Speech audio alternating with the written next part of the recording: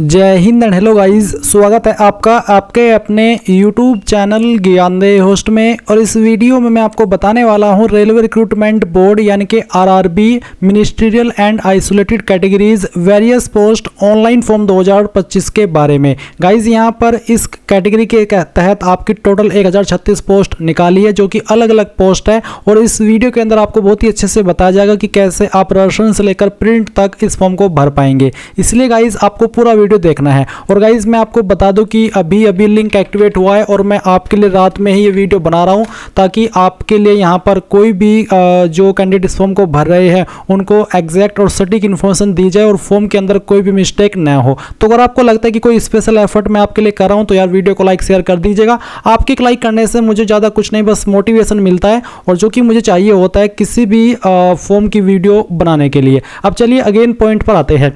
तो मैंने वीडियो के डिस्क्रिप्शन में आपको हमारी वेबसाइट का लिंक दिया। ये लिंक आप जैसे ही ओपन करेंगे तो आपके सामने इस वैकेंसी की जानकारी आ जाएगी, जहां पर आपको जानने को मिलेगा कि इसमें 1036 पोस्ट निकाली गई है। एंड गाइज आप लोग फॉर्म को 7 जनवरी से लेकर के 6 फरवरी 2025 तक भर पाएंगे। किस पोस्ट के लिए कितनी वैकेंसी है उसकी जानकारी आप यहां पर इस टेबल में देख सकते हैं। इसमें आपकी पीजीटी की वैकेंसी है, टीजीटी की वैकेंसी है, पब्लिक प्रोसिक्यूटर है, लाइब्रेरियन है, फिर आपका यहाँ पर प्राइमरी रेलवे टीचर है। तो ये सभी पोस्ट पर निकाली है। और अब किस पोस्ट पर अप्लाई करने के लिए क्या क्वालिफिकेशन चाहिए वो भी आप यहाँ पर पोस्ट वाइज देख सकते हैं। तो ये सभी जानकारी चेक करने के बाद अगर आपको लगता है कि आप किसी भी पोस्ट पर अप्लाई करने के लिए एलिजिबल है तो आप कैसे फॉर्म को भरेंगे, कैसे अप्लाई करेंगे, अब आप वो जान लीजिए। तो आप यहाँ पर इंपॉर्टेंट लिंक के सेक्शन में आएंगे और अप्लाई ऑनलाइन लिंक ओपन करेंगे।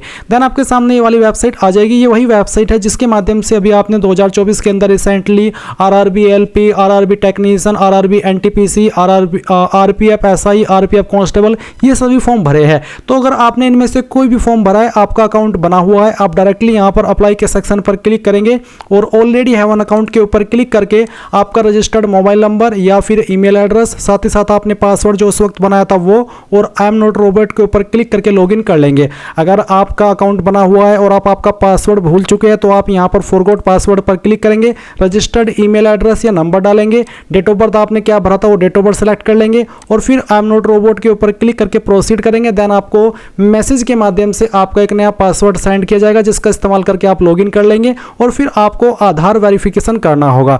पर गाइस अगर आप फ्रेशर है, आपने इस वेबसाइट का इस्तेमाल करके 2024 के अंदर कोई भी फॉर्म नहीं भरा, तो आप यहां पर होम पेज से क्रिएट एन अकाउंट इसके ऊपर क्लिक करेंगे। देन आपको यहां पर नोट करके यही बोला है कि अगर आपने 2024 के अंदर आरआरबी का कोई भी फॉर्म भरा है तो आपका अकाउंट बना हुआ है, आप रजिस्टर दोबारा नहीं कीजिएगा और डायरेक्टली लॉगिन कर लीजिएगा, जो कि मैंने आपको बता दिया कि कैसे लॉगिन करना है। पर आप तो फ्रेशर है, आप तो इसमें पहली बार कोई फॉर्म भर रहे हैं इस वेबसाइट का इस्तेमाल करके, इसलिए आप यहां से ओके कर दीजिए और आपका जो बाकी का फॉर्म है यानी कि जो रजिस्ट्रेशन है वो कर लीजिए। इसके लिए सबसे पहले कंट्री ऑफ नेशनलिटी में आप इंडिया सेलेक्ट करेंगे। फिर पर्सनल इन्फॉर्मेशन में जो भी आपका नाम 10th के सर्टिफिकेट के अकॉर्डिंग है वो आपको यहाँ पर डालना है, उसको दोबारा से डाल करके आपको वेरीफाई कर देना है।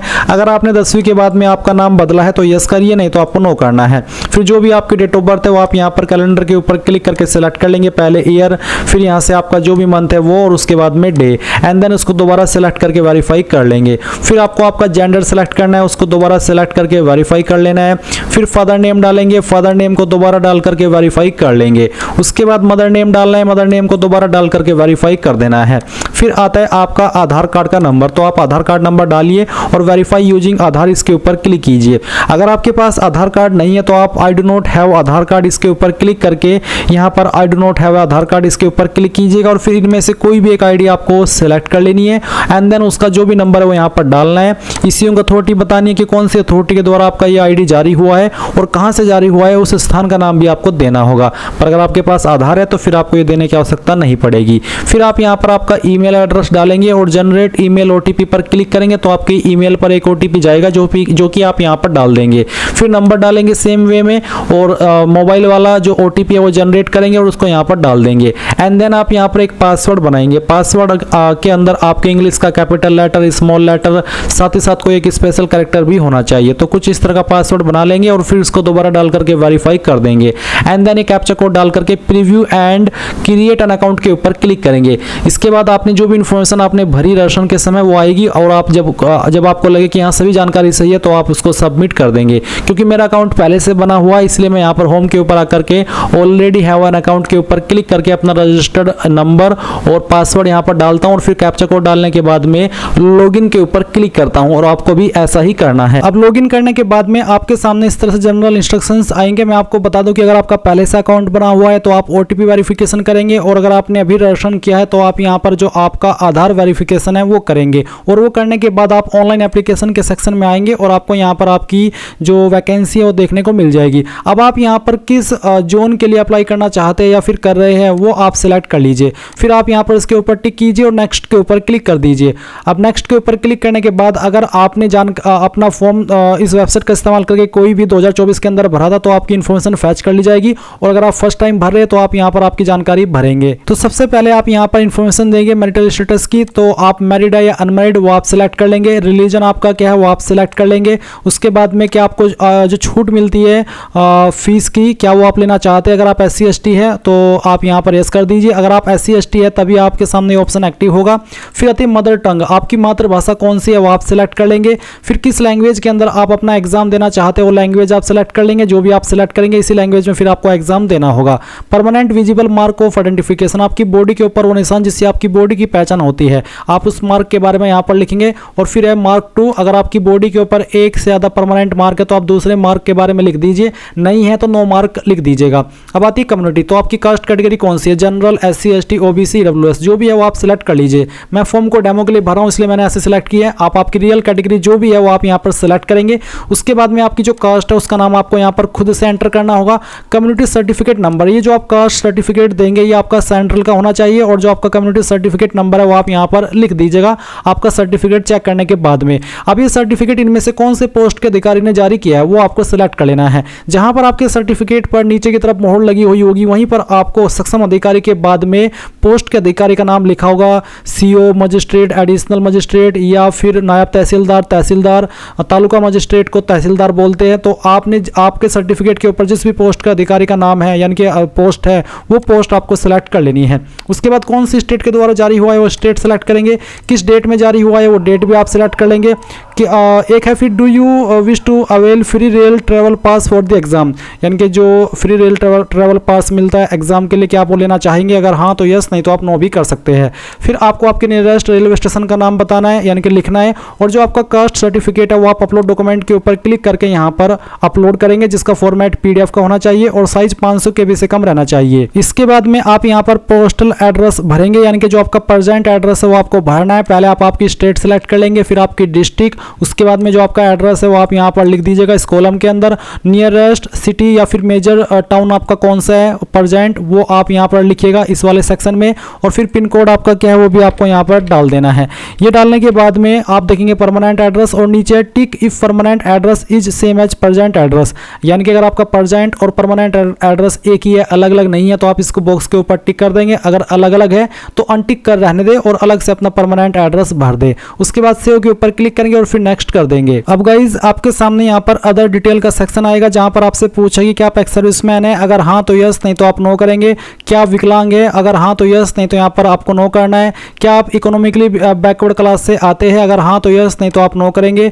क्या आप रेलवे के सर्विंग एप्लीकेंट है, अगर हाँ तो यस करेंगे, नहीं तो आपको नो करना है। उसके बाद में करंट डिप्लॉयमेंट डिटेल्स में बताना है कि name of the current department organisation, तो सेंट्रल गवर्नमेंट में आपका काम कर रहे हैं करंटली, स्टेट गवर्नमेंट में या फिर पब्लिक सेक्टर अंडरटेकिंग में। अगर आप नहीं कर रहे अभी कहीं पर काम, अनएम्प्लॉयड है, तो आप यहाँ पर नॉट एप्लीकेबल क्लिक कर दीजिएगा। उसके बाद में आप बैंक डिटेल भरेंगे जो कि आपको फीस रिफंड होती है उसके लिए। तो यहाँ पर है refund of fee account holder, यानी कि आप किस नाम पर बैंक अकाउंट है उसका नाम आपको लिखना है। फिर आपका जो बैंक अकाउंट नंबर है वो यहाँ पर डाल देना है। उसके बाद आप यहाँ पर जो आपका FSC कोड है वो भरिएगा, आपको अब आपकी पासबुक के ऊपर मिल जाएगा, या फिर आप गूगल के अंदर आपके बैंक का नाम लिख करके ब्रांच का नाम लिख दीजिएगा और उसके बाद में लिखिएगा FSC कोड। तो ऑनलाइन वे में भी आप अपना FSC कोड प्राप्त कर सकते हैं। जैसे ही आप FSC कोड डाल करके कंफर्म करेंगे तो आपकी जो बैंक का एड्रेस है वो ऑटोमेटिकली फैच कर ले जाएगा। अब इस जानकारी को आप सेव एंड देन फिर नेक्स्ट कर दीजिएगा। अब आपके सामने यहाँ पर क्वालिफिकेशन की जानकारी आएगी। सबसे पहले आप 10th की इन्फॉर्मेशन भरेंगे, तो 10th की इन्फॉर्मेशन किस तरह से भरेंगे देख लीजिए। आप आपकी स्टेट बताएंगे कि कहाँ से आपने आपकी 10वीं की है, फिर आपकी डिस्ट्रिक्ट डिस्ट्रिक्ट बताएंगे, आपके बोर्ड का नाम यहाँ पर लिख देंगे और फिर डेट ऑफ पासिंग, कब आपने 10वीं पास कर ली थी वो डेट आप सिलेक्ट करेंगे, रोल नंबर क्या था 10वीं का वो आप यहाँ पर डाल देंगे। उसके बाद SSLC matriculation 10th class certificate serial number, यानी कि जो आपका 10th का सर्टिफिकेट है उसका जो सीरियल नंबर है वो भरेंगे। अगर सीरियल नंबर ना हो, सर्टिफिकेट नंबर हो तो आप यहाँ पर वो भी डाल सकते हैं। उसके बाद आप इस जानकारी को सेव कर देंगे। अब इसके बाद गाइज आप देखेंगे क्वालिफिकेशन का सेक्शन, तो इसमें यहाँ पर बहुत सारी क्वालिफिकेशन दी गई है क्योंकि अलग अलग पोस्ट पर अलग अलग क्वालिफिकेशन मांगी है। तो आप जिस भी पोस्ट पर अप्लाई कर रहे हैं आपने उसकी क्वालिफिकेशन तो चेक कर ही ली होगी कि हाँ उस पर अप्लाई करने के लिए क्या क्वालिफिकेशन चाहिए, फिर वही क्वालिफिकेशन आपको यहाँ पर सेलेक्ट कर लेनी है। सभी को भरने का तरीका सेम सा ही रहेगा। जैसे कि मैंने यहाँ पर बैचलर डिग्री सेलेक्ट की तो मेरे सामने यहाँ पर पूछा है डिसिप्लिन या फिर सब्जेक्ट, फिर स्टेट, फिर डिस्ट्रिक्ट, फिर कॉलेज यूनिवर्सिटी का नाम, डेट ऑफ पासिंग, परसेंटेज। साथ ही साथ यहाँ पर है please choose one many your medium of proficiency competency in teaching, तो टीचिंग की प्रोफिशिएंसी या फिर कॉम्पिटेंसी किस लैंग्वेज में है वो आपको बतानी होगी। उसके बाद में do you have knowledge of computer application, यानी कि कंप्यूटर का भी क्या आपको ज्ञान है, अगर हाँ तो यस, नहीं तो आप नो करेंगे। अब मान लीजिए कोई कैंडिडेट किसी अन्य पोस्ट पर अप्लाई करे तो उसमें मैं यहाँ पर एक और क्वालिफिकेशन अन्य सेलेक्ट करके दिखाता हूँ। जैसे कि मैं बीएड और इक्विवेलेंट डिग्री सेलेक्ट करता हूँ तो भी आपके सामने सेम ही ऑप्शन रहेंगे। इसमें अगर डिग्री जो डिसिप्लिन सब्जेक्ट अगर वो एप्लीकेबल हो रहा है तो वो आप सेलेक्ट कर लीजिएगा। अगर मैं बीएड की जगह पर 2 ईयर डिप्लोमा सेलेक्ट करता हूँ तो डिसिप्लिन में जो ऑप्शन आएगा वो आप सेलेक्ट कर लीजिएगा। अगर मैं डिप्लोमा इन लेबर सेलेक्ट करता हूँ तो यहाँ पर जो ऑप्शन आएगा वो सेलेक्ट कर लीजिएगा। बाकी के ऑप्शन सेम ही रहेंगे जैसे कि मैंने अभी आपको बैचलर डिग्री में फिल करके दिखाया है। उसके बाद जैसे ही आप यहाँ पर कोई भी जानकारी दे रहे हैं अपनी क्वालिफिकेशन की, वो देने के बाद में ऐड के ऊपर क्लिक करेंगे तो ये इन्फॉर्मेशन आपकी यहाँ पर मैट्रिकुलेशन के सेक्शन के नीचे ऐड हो जाएगी। इसके बाद फिर नीचे की तरफ आएंगे और वर्क एक्सपीरियंस डिटेल देखेंगे। अगर आप ऐसी पोस्ट पर अप्लाई कर रहे हैं जिस पर एक्सपीरियंस मांगा तो आप यहाँ पर बताएंगे कि आपके पास कौन सा एक्सपीरियंस है वो सिलेक्ट करिएगा और उस नेचर ऑफ एक्सपीरियंस आपको सेलेक्ट करना होगा। एंड देन एम्प्लॉयमेंट बताना होगी प्रेजेंट है या फिर पास्ट है, यानी कि पास्ट में था तो पास्ट और प्रेजेंट में करे तो प्रेजेंट। फिर डेट देनी होगी और उसके बाद में ऐड के ऊपर क्लिक करके इसको ऐड कर देना होगा। देन आप नेक्स्ट के ऊपर क्लिक करेंगे। अब आपके सामने यहाँ पर फोटो एंड साइन अपलोड करने का सेक्शन आएगा। साथ ही साथ आप यहाँ पर जो कास्ट सर्टिफिकेट अपलोड की है उसको भी व्यू कर सकते हैं कि सही से अपलोड हुआ है या फिर नहीं हुआ है। अब जो आप यहाँ पर फोटो अपलोड करेंगे उसका फॉर्मेट जेपीईजी या फिर जेपीजी का साइज 50 से 100 KB के बीच में रहना चाहिए। एंड यहाँ पर फोटो 6 महीने से पुराना नहीं होना चाहिए और फोटो का बैकग्राउंड आपका व्हाइट होना चाहिए। फिर साइन भी आप अपलोड करेंगे, इसका जो साइन है वो आपका ब्लैक या फिर ब्लू इंक पेन के द्वारा होना चाहिए विद इन ए बॉक्स, एक बॉक्स के अंदर जिसका साइज 50 mm इंटू 20 mm होना चाहिए। तो ये चीज़ आपको यहाँ पर अच्छे से एक्सप्लेन कर दी है। तो जो भी आपका फोटो है वो आप यहाँ पर सिलेक्ट कर लेंगे। मैं इस फॉर्म को डेमो के लिए भरा हूँ तो मैं एक रैंडम फाइल आपको यहाँ पर अपलोड करके दिखा रहा हूँ। तो गाइज मैंने एक रैंडम फाइल सेलेक्ट की है फोटो की। आपका फोटो जो आप सिलेक्ट करेंगे कुछ इस तरह से आएगा। फिर आप इसको यहाँ पर राइट आइकन के ऊपर क्लिक करके इस तरह से ओके कर दीजिएगा और ओके करने के बाद अगर आपका फोटो इंस्ट्रक्शंस के अकॉर्डिंग रहा तो यहाँ पर इस तरह से अपलोड हो जाएगा। फिर जो आपकी साइन की फाइल है वो भी आप यहाँ पर सिलेक्ट कर लेंगे। जहाँ पर भी साइन है सेलेक्ट कीजिए, ओपन कीजिए, आपका साइन यहाँ पर आ जाएगा। अगर साइज दिए गए इंस्ट्रक्शंस के अकॉर्डिंग होगा सिग्नेचर बेसिकली तो आपको यहाँ पर कोई इशू देखने को नहीं मिलेगा। तो यहाँ पर गाइज जैसे ही आपका साइन आ जाए तो आप यहाँ पर सेव करेंगे और सेव करने के बाद में आपका फोटो साइन सेव होगा। उसके बाद आप नेक्स्ट कर देंगे।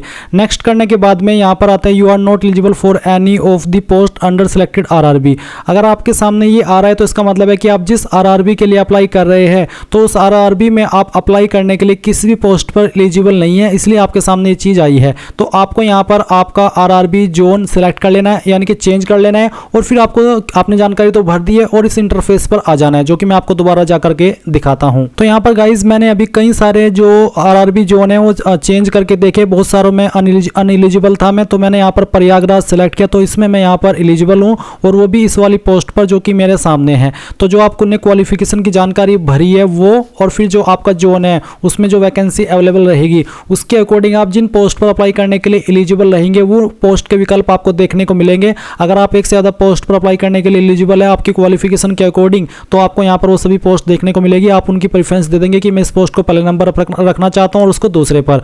उसके बाद आप नीचे की तरफ आएंगे, यहाँ पर टिक करेंगे।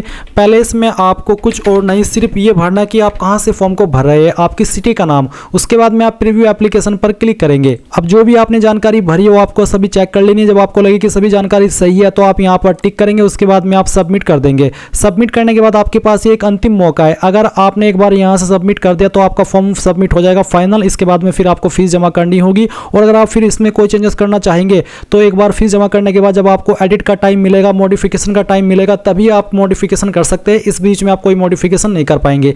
इसलिए अगर आप आपको जरा सा भी डाउट हो कि कहीं पर कोई जानकारी गलत हो गई है तो कैंसिल करके अपने फॉर्म को अच्छे से चेक करके इस वाले ऑप्शन पर आइएगा और तभी जा करके अपनी फीस को जमा करिएगा। इस तरह से गाइज आप लोग आपकी RRB ministerial and isolated categories various post online form 2025 भर पाएंगे। आई होप ये प्रोसेस आपको पसंद आया होगा। So thanks for watching. जय हिंद।